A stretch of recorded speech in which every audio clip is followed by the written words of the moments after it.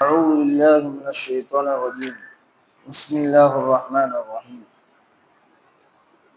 قال அல்லாஹ் கூறினான் ஃபஹ்பித் மின்ஹா இப்லீஸே இந்த அரசாட்சியை விட்டு சொர்க்கத்தை விட்டு இறைவனின் மகிமை பொருந்திய இந்த இடத்தை விட்டு நீ இறங்கு ஃபமா யகூனு லக அன் ததகப்பர ஃபீஹா இந்த இடத்தில் நீ பெருமை அடிப்பதற்கு உனக்கு எந்த தகுதியும் கிடையாது ஃபஹ்ருஜ் இன்னக மினஸ் சாகிரீன் நீ இப்பொழுதே வெளியேறு நீ சிறுமைப்படுத்தப்பட்டவர்களில் ஒருவனாக ஆகிவிட்டாய் என்பதாக இறைவன் இப்லீஸை பார்த்து கூறுகிறான்.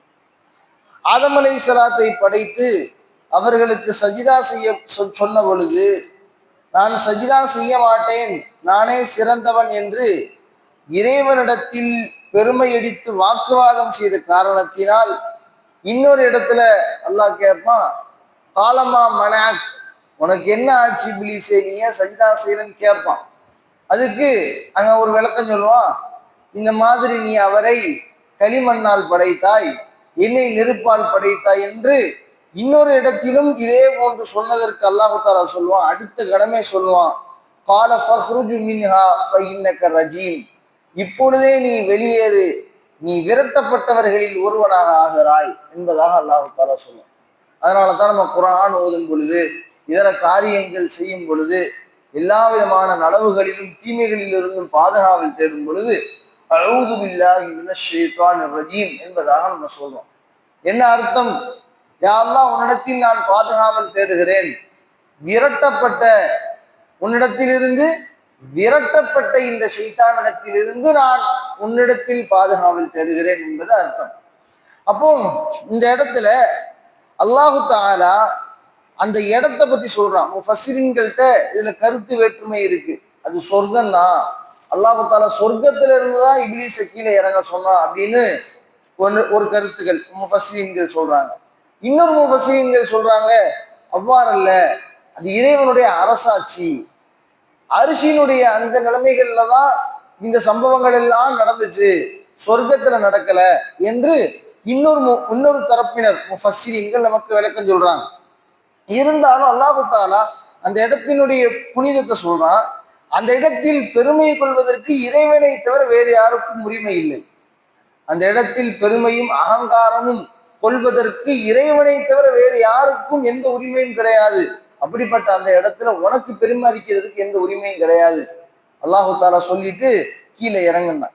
அப்ப இப்லீஸ் அல்லாஹ்ட்ட கேட்டா, கால இப்லீஸ் சொன்னா, அங்கர் நீ எனக்கு அவகாசம் கொடு, இலா யோமி யுபஅஸூன், நீ மக்களை மரணிக்க செய், இயற்கையாக மரணித்து அவர்களுக்கு மீண்டும் ஒரு நாள் உயிர் கொடுத்து எழுப்புவாய் தெரியுமா? நமக்கு இப்ப இன்ஷால்லா நம்ம இன்னும் எத்தனை வருஷம் இருப்போம் நமக்கு தெரியாது. எப்பனாலும் நமக்கு மௌத் இருக்கலாம். 60க்கும் 70க்கும் இடைப்பட்ட வாழ்க்கை. அதுலதான் நம்மளுடைய இந்த வாழ்க்கை போராட்டங்கள் எல்லாம். அதிகபட்சம் 100னே வச்சுக்கிறோம், 100 110 வச்சுக்கிறோம். நம்ம மௌத் ஆகுவோம் கண்டிப்பா. குல்லு நஃப்ஸின் தாயிகத்துல் மௌத், எல்லா ஆத்மாவும் மரணத்தை சுவைத்தே தீரும். மரணிச்சிருவோம். மரணித்ததற்கு பின்னால் மீண்டும் ஒருக்கா உயிர் கொடுக்கப்படுவோம். எப்போ? கியாமத்து நாளின் பொழுது, சூர் ஊதப்படும் பொழுது நாம் எல்லோரும் திரும்பவும் உயிர் கொடுத்து எழுப்பப்படுவோம். திரும்ப அல்லாஹ் தஆலா நமக்கு மௌத்தை தருவான். அப்போ என்ன ஆகும்? இப்ப நம்ம எப்படி மௌத்தாகிறோமோ அதே மாதிரி அல்லாஹ் தஆலா சூர் ஊதப்படும் பொழுது நமக்கு அல்லாஹ் தஆலா உயிர் கொடுத்து நம்ம எழுப்புவான். இப்லீஸ் அவகாசம் கேட்கலாம், நீ திரும்ப இன்னொரு தடவை உயிர் கொடுத்து எழுப்புவாய் தெரியுமா?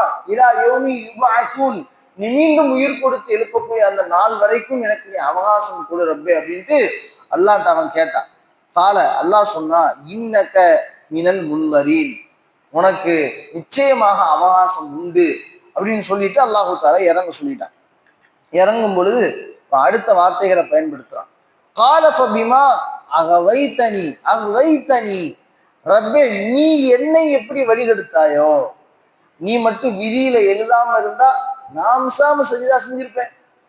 நான் இந்த சஜிதா செய்யாமலாம் இருந்திருக்க மாட்டேன். நீ தான் விதியில எழுதின. நம்மில் பெரும்பான்மையான மக்கள் அல்லாஹ்வுடைய விதியின் மீது பறி போடக்கூடியவங்களா இருக்கிறோம்.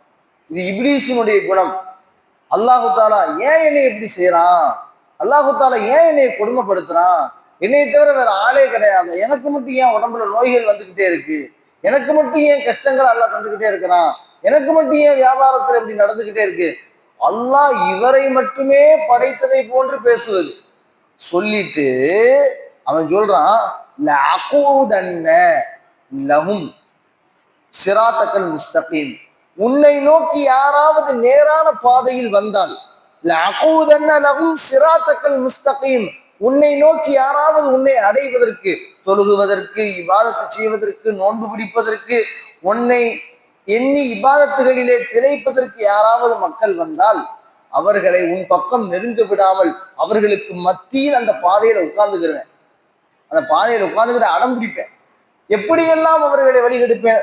சைத்தான் சொல்றான் பாருங்க, சும்ம பின்பு ஆத்தி என்னகும், அவர்களிடத்திலே நான் வருவேன், மின்பைனி ஐதீஹிம், அவர்களுக்கு முன்னால், வமின் ஹல்ஃபிஹிம், அவர்களுக்கு பின்னால், வன் ஐமானிஹிம், அவர்களுக்கு வலப்பக்கத்தில், வன் ஷமாயிலிஹிம், அவர்களுக்கு இடப்பக்கத்தில், எல்லா பக்கமும் நான் வருவேன். அவர்களுக்கு முன்னால், அவர்களுக்கு பின்னால், அவர்களுக்கு வலது, அவர்களுக்கு இடது, இந்த 4 பக்கங்களிலும் நான் அந்த ஆதமினுடைய மக்களை, அதாவது மனித வர்க்கத்தை சூழ்ந்து இருப்பேன். ஏதாவது ஒரு நிலைமையில உன்னை இபாதத்து செய்யறதுக்கு அவங்க முன்னோக்குறாங்கன்னா எல்லா விதத்திலும் நான் அவர்களை தடுப்பேன். எப்படி ஷைத்தான் சொல்றான். அதனாலதான் அல்லாஹ் தஆலா குர்ஆன்ல சொல்றான், ஆதம் அலைஹிஸ்ஸலாத்துல சொல்றான், ஃபஇன்னஹு அதுவும் முபீன், அந்த இப்லீஸ் உங்களுக்கு பகிரங்கமான விரோதி, நமக்கும் அவன் தான் விரோதி. மனித வர்க்கத்துல ஒட்டுமொத்த முஸ்லிம் சமுதாயம் அல்ல, ஒட்டுமொத்த மனித வர்க்கத்தினுடைய எதிரி யாரு? ஏன் அவனுக்கு நம்மளை பிடிக்காது, மனிதர்களை பிடிக்காது? அவன் ஜின் இனத்தை சேர்ந்தவன். ஆதம் அலைஹிஸ்ஸலாத்துக்கு கொடுக்கப்பட்ட அந்த மதிப்பு, மரியாதை, அந்த கண்ணியம் தனக்கு தன்னுடைய வர்க்கத்தினருக்கு கொடுக்கப்படவில்லையே. எனவே அந்த வர்க்கத்தினர் முழுக்க நான் வழிகெடுப்பேன். அதுல இருந்து உண்டானதான் ஷிர்க்கு, மனோ இச்சைகள், உலக ஆசைகள் எல்லாத்தையும் போடுவேன். இந்த 4 விஷயத்துக்கு விளக்கம் சொல்றாங்க முஃபஸ்ஸிரீன்கள். ஐதீஹிம் அப்படின்னா என்னன்னா, சொர்க்கம் நரகம் கிடையாதுன்னு மனிதர்களுடைய உள்ளத்துல போடுவேன். நீங்க இப்ப நிறைய பார்க்கலாம், இப்போ உள்ள காலத்துல எக்ஸ் முஸ்லிம்னு ஒரு சில மக்கள் இருக்கிறாங்க, இஸ்லாத்துல இருந்து வெளியேறியவர்கள், எக்ஸ் முஸ்லிம். அவங்க எங்க இஸ்லாத்துல இந்த மாதிரி சொர்க்கம் இருக்கு, நரகம் இருக்கு, இப்படிலாம் ஒன்றும் கிடையாது, அல்லாஹு தாலாலாம் கண்ணுக்கு தெரியாத, இது எப்படி சொல்ல, சார்லஸ் டார்வின் ஒருத்தர் இருக்கிறார் தெரியுமா, கேள்விப்பட்டிருக்கீங்களா? அதாவது குரங்குல இருந்து மனுஷன் வந்தா அப்படின்னு சொல்லக்கூடிய ஒரு கோட்பாடு, இந்த கோட்பாடு தான் சரியானது, இது எல்லாம் கிடையாதுன்னு சொல்லக்கூடிய ஒரு முஸ்லீம் தரப்பு இருக்குது. ஸ்ரீலங்கால ரொம்ப அதிகமா இருக்குது, நம்மளுடைய தமிழகத்துல கொஞ்சம் கொஞ்சம் இருக்கிறாங்க, நிறைய மக்கள். அதாவது அவர்களுடைய உள்ளத்தில் பகுத்தறிவு என்ற ஒரு விஷயத்தை உண்டாக்கி மனிதர்கள்ட்ட என்னத்தை உண்டாக்குவேன், சொர்க்கம் கிடையாது, நரகம் கிடையாது, மறுமையினால கேள்வி கணக்கு கிடையாது, மீண்டும் எழுப்பப்படுதெல்லாம் கிடையாது, நீ வந்தியா, வாழ்ந்தியா, சம்பாதிச்சியா, நல்ல முறையில ஜாலியா இருந்தியா, இறந்து அப்படிங்கிற ஒரு ஐமானிகம், அவனுக்கு முன்னால் நான் வருவேன்னா என்ன அர்த்தம்? மறுமையே அல்லாஹ் சம்பந்தப்பட்ட அந்த நம்பிக்கையை அவனுடைய உள்ளத்திலிருந்து நான் எடுப்பதற்கு முயற்சி செய்வேன். ரெண்டாவது, அவர்களுக்கு பின்னால் இருந்து வருவேன்னா அதுக்கு என்ன அர்த்தம் சொல்றாங்கன்னா, உலக ஆசைகளை போடுவேன்.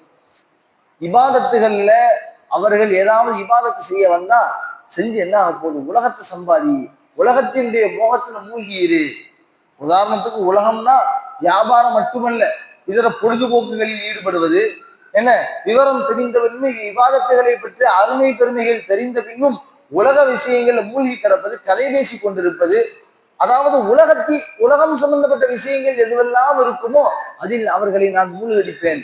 அதை கொடுத்து இந்த இபாதத்தை விட்டும் நான் அவர்களை தடுப்பேன். அடுத்து ஐமானியும், அவர்களுக்கு வலது பக்கத்தில் நான் வருவேன்னு சொல்றாங்க அந்த இப்லீஸ். அதுக்கு என்ன விளக்கம் சொல்றாங்கன்னா, ஒரு இபாதத்தை செய்யணும் நியத்து வச்சிருப்போம், அந்த இபாதத்தை செய்ய விடாம காலம் தாழ்த்துறது, நாளைக்கு செய்யும், நாளைக்கு செய். எப்ப இபாதத்தில் காலதாமதம் ஏற்படுதோ அப்ப கண்டிப்பா முடிவு செஞ்சுக்கோங்க, அந்த இபாதத்தை நம்மளால செய்ய முடியாது. நபி ஸல்லல்லாஹு அலைஹி வஸல்லம் யாருக்காவது சதக்கா கொடுக்கணும்னு நாடிட்டா உடனே கொடுத்துருவாங்களாம், இங்க உள்ளது அப்படியே எடுத்து கொடுத்துருவாங்க. இமாம் ஷாஃபி ரஹ்மத்துல்லாஹி பத்தி ஒரு ரிவாயத் ஒன்று வருது, யாராவது மிஸ்கின்கள் ஏதாவது கேட்டாங்கன்னா நாங்க பையில அப்படியே கை வச்சு அப்படியே எடுத்து கொடுத்துருவாங்களாம், கையை திறக்க மாட்டாங்களா, அப்படியே கொடுத்துருவாங்களாம். ஏன் அந்த கையை நான் இப்படி திறந்து பார்க்கிற அந்த நேரத்துல இவ்வளவு பணமா கொடுக்கணுங்கிற அந்த ஒரு கால தாமதம் என்னை முற்றிலுமே அந்த சதக்காவை செய்ய விடாம தடுத்துரும். அதாவது இபாதத்து விஷயத்துல நாளைக்கு செய்வோம், நாளைக்கு இதை தொழுகுவோம், நாளையில இருந்து தொழுக ஆரம்பிப்போம், நாளையில இருந்து ஓத ஆரம்பிப்போம், அடுத்த நோம்புக்கு அப்புறத்துல இருந்து ஒழுங்கா இருப்போம். எப்போ எல்லாம் மனிதனுடைய இபாதத்தை காலதாமதம் செய்கிறானோ அப்பொழுதெல்லாம் அந்த இபாதத்தை அவனால செய்ய முடியாம போயிடும். அது மேல ஒரு குடுபோக்க ஷைத்தான் போடுவான். அதான் மூன்றாவதாக அவர்களினுடைய வலது பக்கத்தில் இருந்து நான் வருவேன் என்பதற்கான உதாரணம். அடுத்து அவர்களுக்கு இடது பக்கத்தில் இருந்து வருவேன். இடது பக்கத்திலிருந்து வருவேன்னா என்னது? தீமைகளை அலங்கரித்து காட்டுதல். தீமைகளை அலங்கரித்து காட்டுதல். அதுக்கு உதாரணங்கள் என்ன சொல்லலாம்? இப்பொழுது பள்ளி பெருகி இருக்கும் வட்டியை சொல்லலாம். நிறைய விஷயங்கள் இருக்கு, விபச்சாரங்கள் இருக்குது. நீங்க டிவியை ஆன் பண்ணீங்கன்னா அதுல நாடகம் ஓடுது, ஒரு ஏதாவது செய்தி ஓடுது, அதுக்கு இடப்பட்ட நேரத்துல விளம்பரம் போடுறாங்கல்ல, அந்த விளம்பரத்தை நீங்க உங்க வீட்டுல உள்ள பச்சை குழந்தைகளை வச்சுக்கிட்டு, ஸ்கூல் படிக்கிற பிள்ளைங்களை வச்சுக்கிட்டு பார்க்க முடியாது. அதையெல்லாம் சாதாரணமாக சர்வ சாதாரணமாக காட்டுவான். பெண்களை அவ்வளவு ஆபாசமாக காட்டுவான். நீங்க வட்டியை எடுத்துக்கிட்டீங்கன்னா, ஒரு காலத்தில் வட்டினா அது அவ்வளவு பெரிய பாவமாச்சு. இப்ப என்ன ஆயிடுச்சு? தீமைதான், பகிரங்கமான தீமை. அதை எப்படி அழகுபடுத்தி காட்டிட்டான் பாருங்க. உங்களுக்கு வீடு கட்டணுமா, லோன் போடுங்க, ஹோம் லோன் போடுங்க. இப்ப இந்த உலகத்துல எல்லாம் யார் இல்லாம இருக்கிறான்? அவன் பாருங்க, வட்டிக்கு வாங்கி என்னமா வீடு கட்டி எவ்வளவு நல்லா இருக்கிறான், சுகபோகமா இருக்கா, நீனும் இருக்கிறியே அப்படின்னு சைத்தான் நம்முடைய உள்ளத்துல ஊசலாட்டத்தை போடுவான். எப்பா நீ இப்படியே வண்டி எடுக்கணும், வண்டி எடுக்கணும், எத்தனை நாள் வண்டி எடுப்ப? ஓ பேசாம போய் இஎம்ஐல வண்டி எடுத்து நல்ல வண்டியா எடுத்துடலாம், நம்ம காஸ்ட்லியா மாசம் மாசம் கட்டு 5000 ரூபாய் கட்டு. அதாவது தீமையை, அல்லாஹ்வால் தடுக்கப்பட்ட பெரும்பாவங்களை ரொம்ப சர்வ சாதாரணமாக தீமையை செய்யும்படி நம்மளுடைய உள்ளத்துல ஏவும். இதைத்தான் ஷைத்தான் சொல்றான். அவர்களுக்கு முன்னால், அவர்களுக்கு பின்னால், அவர்களினுடைய வலது, அவர்களினுடைய இடது, எல்லா பக்கங்களிலும் சூழ்ந்து அவர்களை வழிகெடுத்து என்ன செய்வான் அல்லாஹ்? இப்லீஸ் சொல்றான், வலா தஜிது அக்ஸரஹும் ஷாக்கிரீன். உனக்கு நன்றி செலுத்த விடாமல் நான் அவர்களை தடுப்பேன். நீ பெற்றுக்கொள்ள மாட்டாய், அவர்களை நன்றியாளர்களாக நீ பெற்றுக்கொள்ள மாட்டாய். அல்லாஹு தாலா இன்னொரு இடத்துல சொல்றான், இன்ன இபாதி லைஸலக அலைஹிம் சுல்தான். நீ என்னுடைய அடியார்களை வழிகெடுக்கவே முடியாது. எப்படிப்பட்ட அடியார்களை வழிகெடுக்க முடியாது? இல்லா மினல் வாவீன், பொடுபோக்காக இருப்பாங்க பாருங்க, அவர்களை தவிர நல்லடியார்களை ரொம்ப விழிப்புணர்வோடு இறைவனின் பக்கம் திரும்பி இருக்கக்கூடிய அந்த மக்களை உன்னால் ஒரு நாளும் வழியெடுக்க முடியாதுன்னு அல்லாஹ் இதற்கு மீண்டும் பதில் கொடுத்த அந்த வரலாறை வேற ஒரு சூறாக்கள்ல பார்ப்போம். இந்த ஆயத்துகள்ல அல்லாஹு தாலா ஷைத்தானுடைய தீங்குகள், அவனுடைய அந்த சபதங்களை பற்றி எல்லாம் அல்லாஹு தாலா சொல்லி இருக்கிறான். அல்லாஹு ஜல்ல ஷானஹு தாலா நம்மையும் நம் குடும்பத்தார் யாவரையும்